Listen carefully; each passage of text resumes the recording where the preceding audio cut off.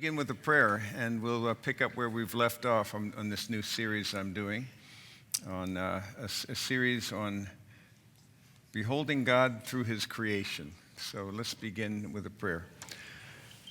Father, we do thank you because you are beyond our imagination in your beauty and in your goodness and in your truth. All that you provide for us is beyond our imagination. The way you sustain us and uphold us in all things. We thank you that you have loved us, wooed us, pursued us, in spite of the fact that you are beyond our comprehension. And I pray that we would, in this time together, enhance by your grace a vision of your glory, your greatness, your power, your wonder, your majesty. In Jesus' name, amen. I see beauty, as I like to call it, a force multiplier for adoration and also as an apologetic. And so I wanted to talk more about what this looks like as I look at this whole concept of beauty and goodness and truth, where beauty exists where good truth and goodness meet mystery. We're dealing with mystery, and we're surrounded by it, and everywhere you look at, although most people don't notice it, it's there. And so the whole universe is filled with the glory of the living God. And because of the fact that you are an image bearer of the living God, you are an aesthetic being. Because He is the source of beauty, you too are therefore a person who can respond to that beauty because you are the pinnacle of God's creation. And because you are created in His image, you are a moral being because He is the wellspring of all morality. And because He is one who is the source of truth, His word is truth. He wants us to be manifestations of truth in that relational way. So in that rational way, so we are rational beings. And so He calls us to all those things, the logos of truth. And the word is truth. But the good ethos of goodness and the kalos, as the Greek word puts it, of beauty. So He desires for us to know Him in an intimate way. And I've been trying to explore how this works in our own world. It's a fascinating thing today. I'm going to talk a little bit about mathematics and how mathematics is really a fundamental part of nature. It's not something anyone came up with. We didn't invent math.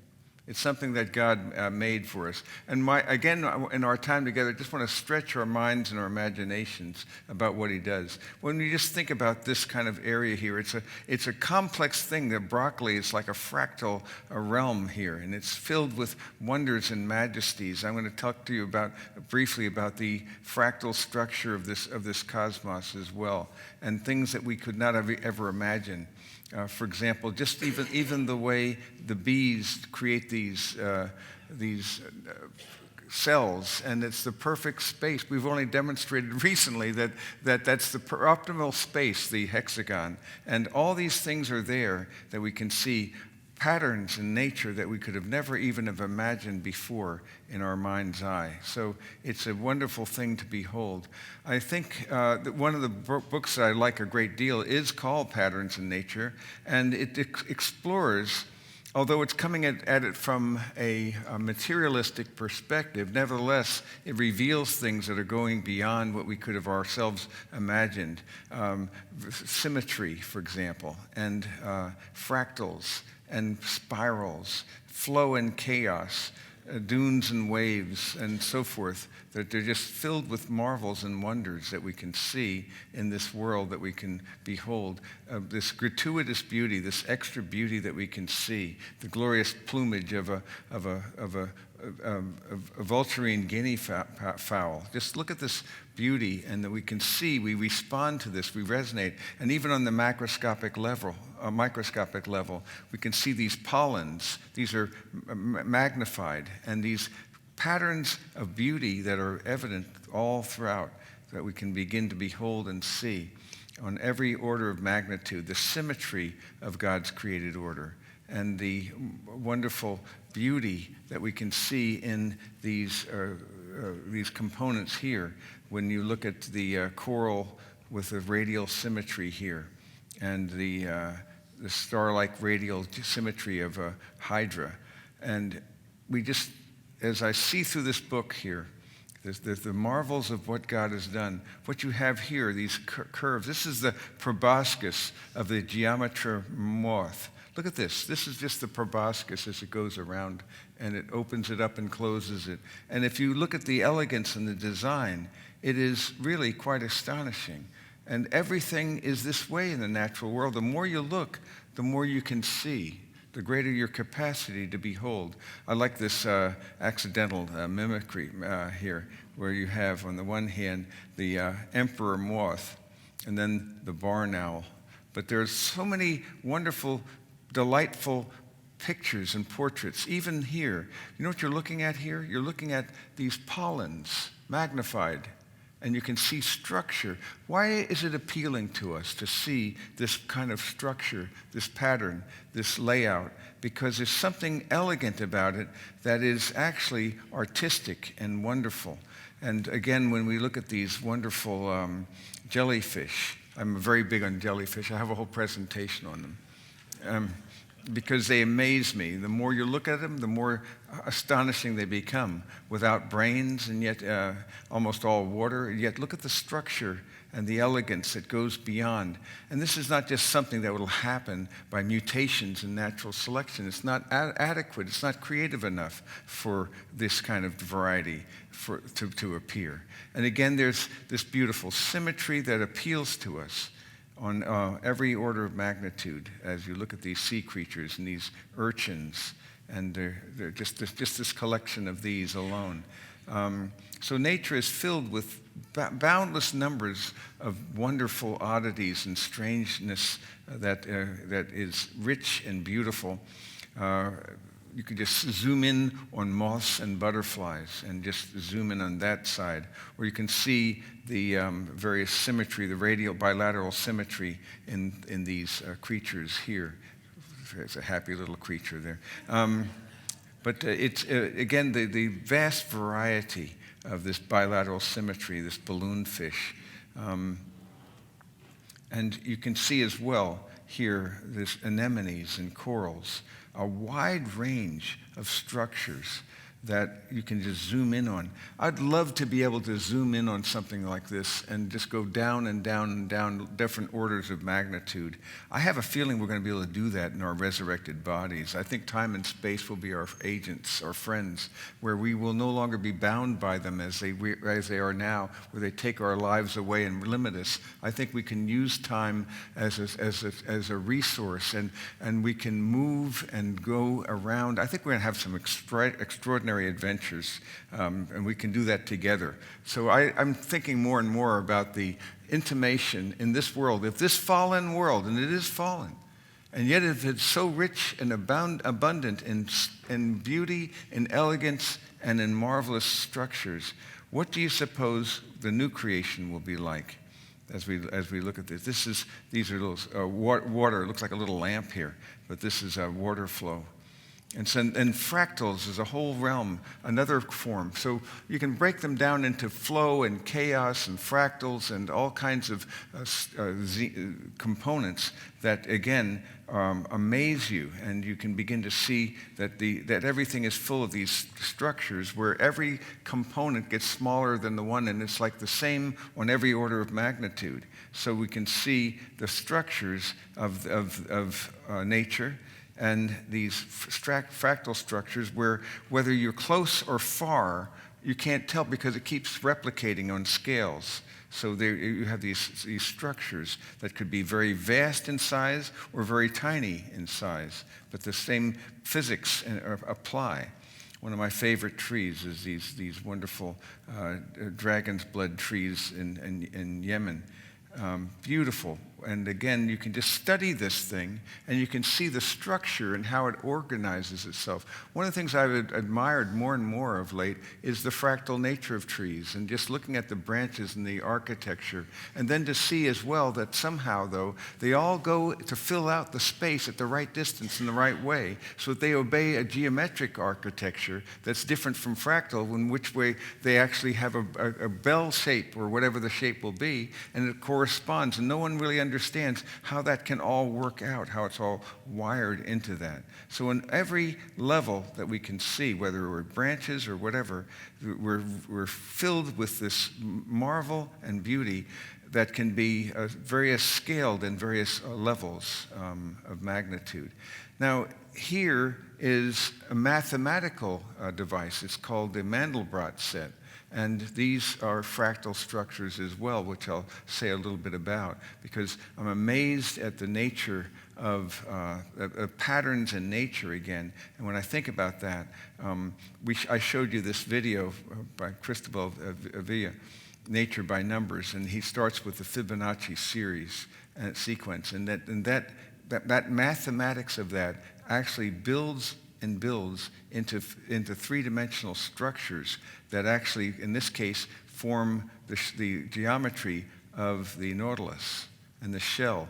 And so you see the physics of this, but it corresponds to mathematical precision. And then another whole idea, the golden ratio and phi, and then other components that tease out and create structures that are familiar to us, but really they're filled with beauty of math and elegance and design. Yet another with this hexagonal structure. So when you're looking at the structure of the dragonfly, you just could zoom down. I'd like to keep on zooming down like that, because it just goes on and on. So everything that we see in the natural world is like that. He has done another video that I would like you to see, and it's called Infinite Patterns, and it's an intriguing video for various reasons. So I'm going to show this to you. It will take but a minute. I think we're ready to show this about patterns.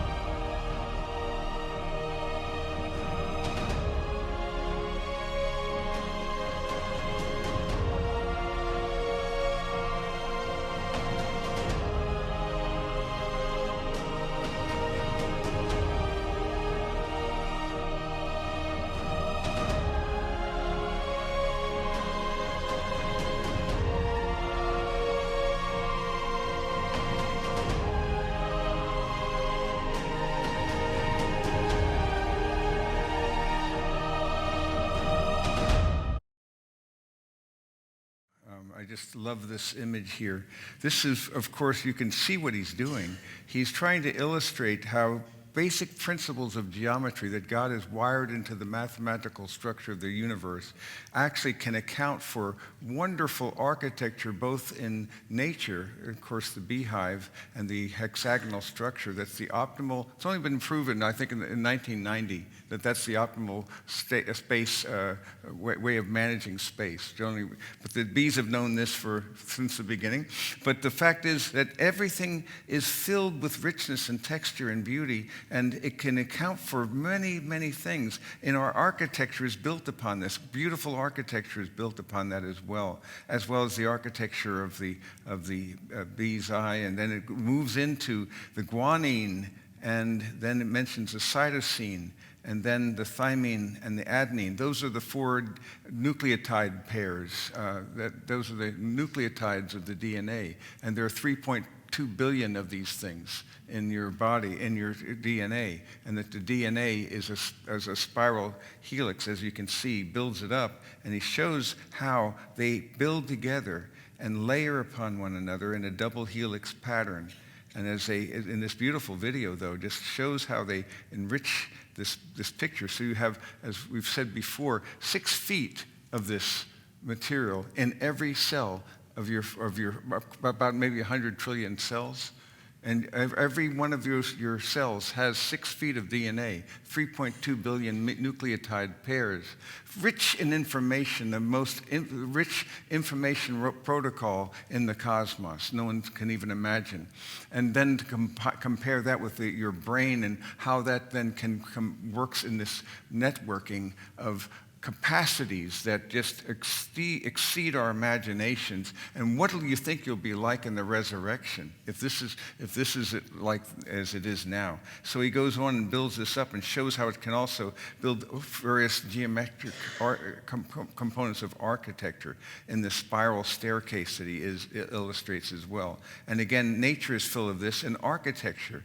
It just fills with this imagery here, and then through this perfect ratio here, builds up another structure like a tree, and then it turns into yet another structure. That same architecture then becomes the imagery here in this chapel, and it's evidently King's College Chapel, which I don't know if you've ever been in there, but it's an exquisite chapel to be in there. The music, when you hear it there, is splendid.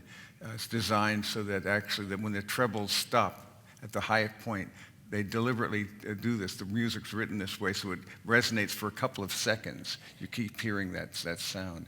And the architecture, the structure, the beauty, the brilliance that led to the creation of this. And then it brings us back here and just ends up, it becomes green right there. So yet another imagery here. So what we're looking at really is a vision of ways of trying to attempt understandings of what this world is like, nature in numbers and varying components. I mentioned another thing, it was the Mandelbrot set.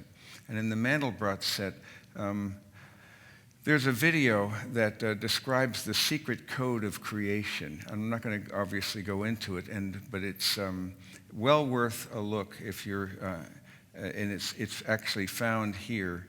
It's Biblical Science Institute, and it's Dr. Jason Lyle. Love you to look at it. Just check it out. Check out the video. But what he does is he builds this thing that's only been known since about 1980. Benoit Mandelbrot discovered this by a simple formula. This is the whole formula right here, is Zn squared plus C equals Z plus N plus 1. And he builds it out and shows how you can find which member. There's a simple way of determining whether there's the numbers are members of that set. And then you have actual imaginary numbers, and by adding that, it adds a structure that the ones that belong are black, and then the closer they are, they can change the color. But it creates these crazy structures that have never been known before, this Mandelbrot set. And it looks like a chordoid, and then the further you go in, the further it just gets more and more mysterious. So you can zoom in and in and in and just go on forever. And so he shows how that very structure then can be changed, and if you just change it to z cubed plus c, and then z to the fourth plus c, it changes so that you can see that you're looking at mysterious patterns that go on infinitely. And the amazing thing about these patterns is that you have to ask yourself why. I'm going to go off that just for a second because I want to show you an example of what I mean by this. Pull that out here. Here is, again, I won't play the video, but I will show it to you this way. Just watch what happens when you do a fractal zoom. You can just go zoom in. The mathematics are infinite. You're dealing with something that goes down forever and ever, because it's not an actual infinite, it's a mathematical infinite. So imagine being able to go into this thing, and it just keeps on zooming in and in and in forever. That's kind of amazing stuff and beautiful. It's got almost kind of like a psychedelic kind of a thing. It brings me back to my old days. I have a feeling here. It's very, let's take a look at this little part of this.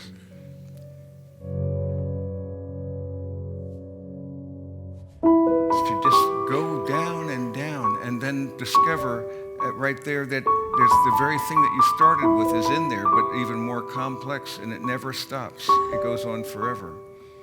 And you wonder and marvel. No one knew about this. And as so many things are, it just goes on and on and on. So it's an amazing thing. Another video of it that I like is this one here, where this he develops this theme here. He's now looking at this thing here. So he just goes, zooms down and down. So there's the original, and then you go further out, and then it turns out that it replicates itself and goes, zooms out and further. There's another one. You see, that's where we started before. You see, and it just goes on and on. It reminds me of a dream that I remember that I had when I was 6 years old. I had this dream of the number 1. I was in Dumont, New Jersey. I still remember waking up with horror. I kind of woke up, I shrieked, because it was a dream. It was a dream about infinity. I dreamed about the number 1. The number 1 got bigger and bigger and bigger until it became so oppressively large that I was terrified. It was a dream about infinity. And I must tell you, when I saw some of these things, it brought that back. Because you see, you're looking at infinity, but it's a mathematical infinity. It's beyond imagination, really. Let me just give you another example. I know I'm just giving you an impression. Obviously, I can't hope to give you the whole thing, but just this concept here that I'm going to show you here. So when we go into this thing, he raises these questions near the end of his talk. He asks this question because there is beauty. What does it mean? What causes the beauty in fractals, he asks. And what causes that? He says, is it the man-made color scheme? Because we do create colors, and the colors represent how close it is to being part of the Mandelbrot set. And so it actually creates these beautiful structures. Did the computer create the beauty? Did people make this? And of course, his answer is going to be no, that it's something richer than that. It is something that's beyond that. This formula, they're concepts, and this is very important. Numbers are concepts. They're abstract in nature, not physical. They exist in the mind. So he goes on to say this. Because if so, then I just destroyed the number 3. Oh, wait a minute. That wasn't actually 3, right? Because it's not like children will now have to count 1, 2, 4, because there's no more 3. I just destroyed it. No. We get it. That was a representation of 3, right? That was a numeral. Written numerals are not numbers. They are representations of numbers, and they can be written different ways. I could write 3 with 3 vertical lines, right, like they do in Roman numerals, or I could use, Arabic or whatever. Those are just representations of numbers. But the concept of 3-ness is not something you can write down because it's mental. It exists in the mind. Laws of math are conceptual. They exist in the mind. So these laws that we have, the multiplication, the commutative property of multiplication or distributive property and so on, these are conceptual. They exist in the mind. Now, they're very effective in how we get along in the universe. They help us, but they exist in the mind. So where do laws of math come from then? There's an interesting question. We use these laws of math, the Pythagorean theorem and so on. We use these laws. Where do they come from? Did laws of math evolve? Well, I mean, we've seen a shape that's incredibly complex and beautiful. And in the natural world, in the physical world, when we find something like that, an organism that's incredibly complex and appears well-designed, the secularists say, well, that evolved, right? It used to be very simple, but then it gradually became more complex over time. Is that going to work for math? It doesn't really work for biology, but was it like the Pythagorean theorem didn't used to be true, but it gradually, well, no. The 2 plus 2 used to equal 3, but then it slowly changed, and now it equals 4. And no, laws of math don't evolve, do they? They've always been exactly as they are now, that we discovered them over time, but it's not like 2 plus 2 ever at one point in time equaled something other than 4. They've always been the way they are now. There's no such thing as evolutionary math. Everybody does math like a creationist. Isn't that interesting? Whether they profess it or not. Were they created by people? Oh, well, Pythagoras created the Pythagorean theorem. Really? Did triangles not add up that way before Pythagoras? Well, he just discovered it. He wasn't the first, by the way, but he was able to demonstrate that. It's very clever. They're not created by people. Laws of math worked perfectly well before people were around to describe them. The way the planets orbit the sun, they obey what are called Kepler's laws, and those are mathematical. The period of a planet squared is equal to its distance from the sun cubed in the appropriate units. And so, now, was that the case before people? Yeah, a few days before people. Because planets are made on day 4, people are made on day 6. Yeah, but my point is the planets orbited perfectly fine before people came along, and they orbited according to laws of mathematics. And even the secularists would concede that. So my point is, people did not create laws of math because math worked perfectly well before people were around to describe it. Did they come from the universe? That's a common belief, especially among secularists, is that, well, the universe behaves a certain way, and we call that math. But I think that is utterly indefensible because there are things in mathematics that have no analogy in the physical universe. For example, the number of dimensions. The physical universe has 3 dimensions of space, 1 of time. In math, you can have any number of dimensions. You can have 16 dimensions if you like. There's a thing called Hilbert space that has infinite number of dimensions. That has no correspondence to anything in the physical universe. And yet, it makes sense. There's rationality to it. Other dimensions here, that these things are conceptual. They stem from the mind of God. The laws are universal. They're invariant, and they are exceptionless. And what this means, therefore, that when you're looking at it from that standpoint, then you're saying that the laws of math, they exist in the mind, they existed before people, they're not the product of a human mind, you see, and that they stem from the mind of God. They're conceptual. God is omnipresent. God doesn't change with time. So he goes on to speak about this dilemma. You can account for this. The naturalist has a problem. Somebody who believes that nature's all that there is. He's got a problem because on the one hand, laws of mathematics are conceptual. They exist in the mind. You can't stub your toe on a law of math. Accidentally swallow one. You can't do that. They're non-physical. On the other hand, laws of mathematics existed before people. So on the one hand, they're a product of the mind. On the other hand, they existed before human minds. But you see, in the secular view, human minds are the first, unless there's aliens or something out there, right? And even then, the mathematics would exist before them because the universe is governed by mathematical laws. And so the naturalist has a real problem on his hands. He's got to account for laws of math that are conceptual, and yet he doesn't have a mind beyond people to appeal to. That's a problem. But in the Christian worldview, it makes perfect sense because we understand there's a mind beyond people, the mind of God, that is sovereign over the entire universe. I can make sense of laws of mathematics and their properties. The secularists can't. There are also physical fractals. This is kind of interesting. Now, the perfect fractals we've discussed that repeat infinitely, those are only found in mathematics. Mathematics goes on forever. The physical world, you zoom in so much and you get to the level of atoms and things stop being fractal. But nonetheless, the physical world contains things that are proximate fractals. They repeat many times, just not infinitely times, okay?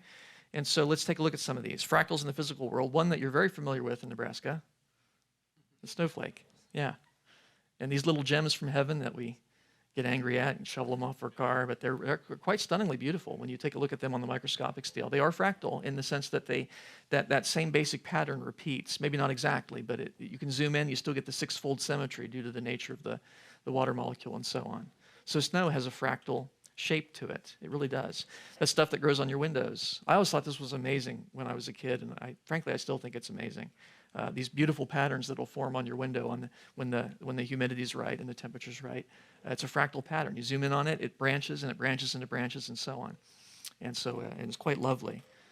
And ferns are fractal because you have a stem and it has growing off the side stems, which have growing off the sides of those stems, which have growing off the side, and so on.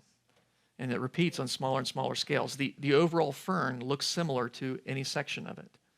That is a fractal. I even found fractal broccoli, so I guess broccoli is good for something after all. So there you go. It's called Romanesco broccoli.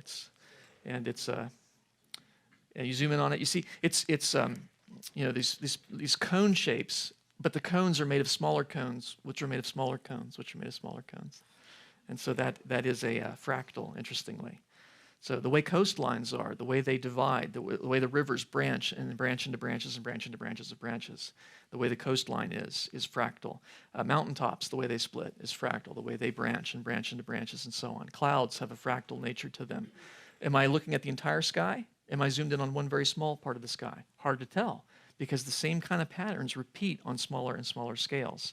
The way lightning branches is fractal, because you have the main bolt and it branches into smaller bolts, which branch into smaller bolts, and so on. And so lightning does have that fractal property to it. And you can actually see it, I think this is wonderful, in time lapse or slow motion, where you can see it, and isn't that amazing, until the leader finally connects and then most of the current goes down that path. But the way it branches is fractal. So here's my question then. Why do fractals occur both in math and in the physical world? Right? Because we got mathematical fractals that have been built into math since creation, only discovered in the 1980s. And then we've got these physical fractals that people have known about for a long time that are approximate fractals, lightning bolts and mountain chains and so on. Why do they exist together? I mean, that's a mathematical plot. That doesn't exist physically anywhere in the world. That's a multibrot. It's z to the 7th plus c. And yet, that does exist in the physical world. We've got a lot of them outside right now. This is part of the Mandelbrot set. It's one of those tendril branches, and yet that is a lightning bolt that exists physically. So one is math. It's not made of atoms. It exists in the mind. The other is physical. It's made of atoms. It exists in the physical universe. We have this shape. That's actually a mathematical graph. It's called a Barnsley fern. And what it is each leaf of the fern is the entire fern. I'll show you this. Watch this. The entire fern is one of its leaves. See that?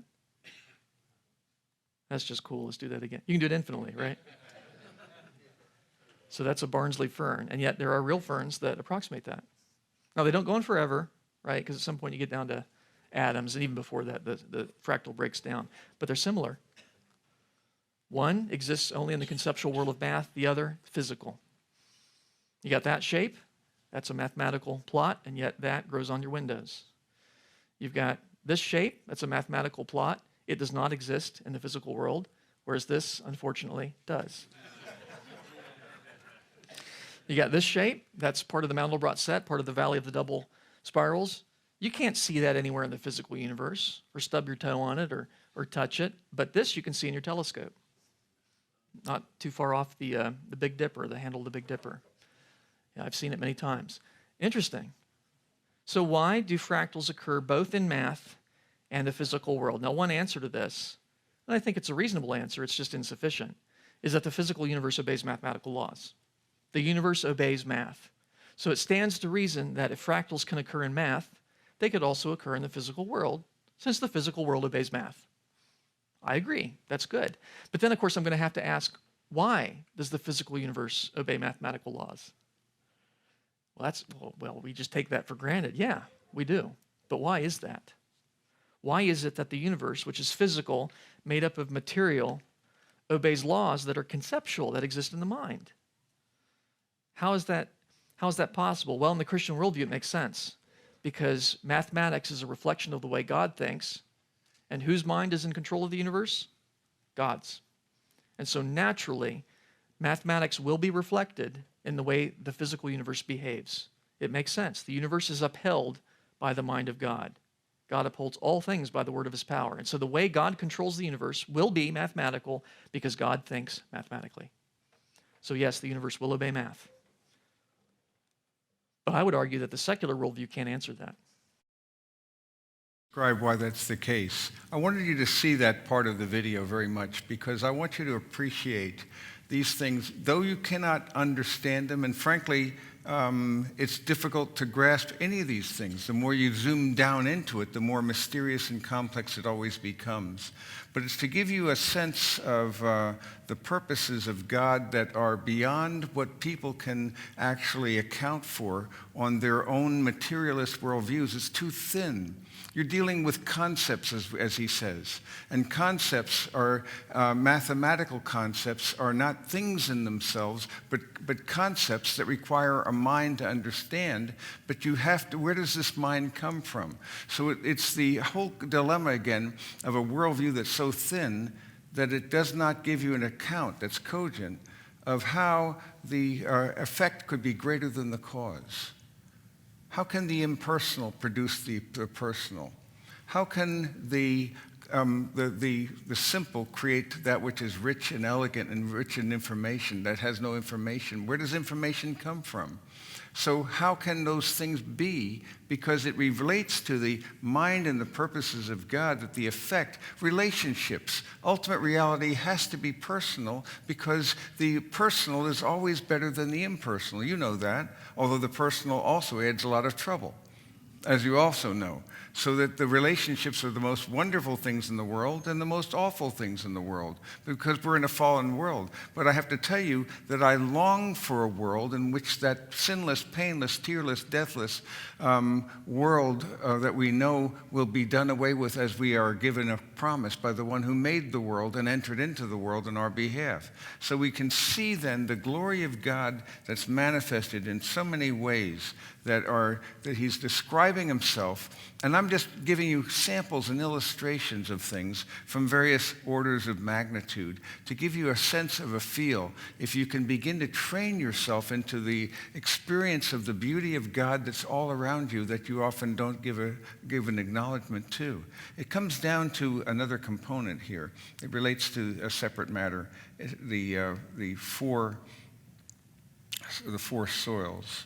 When I think about the four soils, beside the road, the rocky ground, among the thorns, the good soil.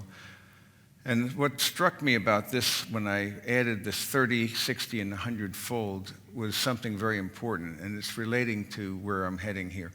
The fact is that the soil, the seed is the same, but it's where it falls. And I'm in a fourth soil ministry. I pitch my message to the fourth soil. That's a tiny fraction of people. And yet at the same time, they're the ones who are going to multiply. How are they going to take that fruit and that soil? They're going to multiply 30, 60, 100-fold. Here's the fascinating part. You can't quantify that multiplication. So a tiny number of people who seem to be fourth soil people are actually so vastly disproportionate in their impact in the world that you can't quantify it. This is why we're always trying to control and count and quantify, but we can't do it. But the fact is that that's a vast impact that we can have with people, and that's what matters, because at the end of the day, we know that relationships with people are more important than the things that are not people, that the impersonal is less, and that the idea of a mind, of knowledge, of truth, of beauty and goodness don't come from chaos and from randomness. But there's another theme I wanted to come up with here for you, and it has to do with the issue of beauty. And it's beauty and wonder and curiosity and submission. And this is where I want to leave you here. Everyone is exposed to beauty, but how many people wonder at it? I mean, really ask questions about it and notice it, you see? How many people notice a beautiful sunset and are astonished? But of that number, even a smaller percentage will be curious, why is it this way? But the smallest percentage of all are the ones, that small, maybe a fraction of a percent, who will in fact submit themselves to the mystery that transcends their imagination and bow in wonder and awe and realize you can never understand his ways. Stop asking him why. And understand you'll not understand. And then only then when you let loose of that can you trust someone you cannot understand. And that's what the whole relationship is about, to submit to that. So one of the things that I do in this world is I seek then to use nature as his portal to beauty, and that portal to beauty points beyond itself to his goodness and to his truth. And that is a thing that we want to do.